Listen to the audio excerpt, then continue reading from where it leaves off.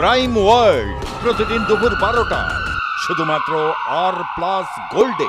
রাম মন্দিরের উদ্বোধন উপলক্ষে সেজে উঠেছে অযোধ্যার আনাচ কানাচ। অযোধ্যা রাম মন্দিরে যেতে গেলে প্রথমেই যে রাস্তা অতিক্রম করতে হয় তা হলো ধর্মপথ। সূর্যবংশীয় রামের স্মরণে যেতে গেলে অতিক্রম করতে হবে সূর্যের আলোয় সাজানো ধর্মপথ।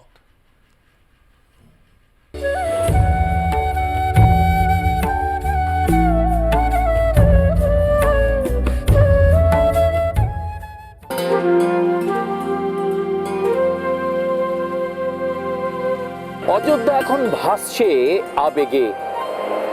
আর মাত্র কয়েকটা দিন, আর তারপরেই তো রাম মন্দিরের উদ্বোধন।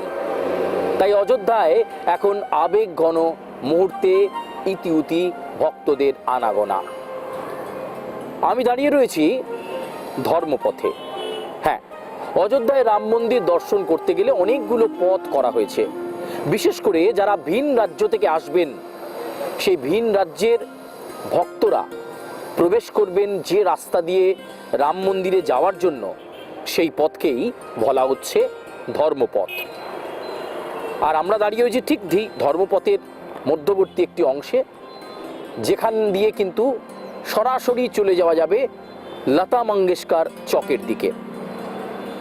রাম যেহেতু সূর্যবংশীয় ছিলেন, তাই এই ধর্মপথের রাস্তার দুধারে যে সৌন্দর্যায়ন করা হয়েছে, যে বাতিস্তম্ভ লাগানো হয়েছে, তার ওপরের শেপটা একেবারে সূর্যের মতো।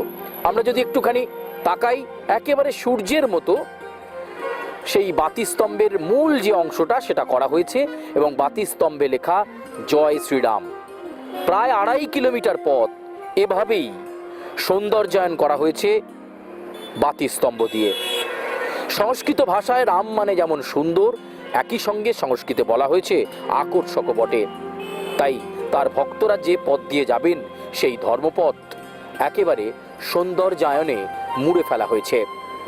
আর এভাবেই বাতিস্তম্ভে বিশেষ আলোর ব্যবহার, আর তা দিয়েই সেজে উঠছে অযোধ্যার ধর্মপথের পরিবেশ।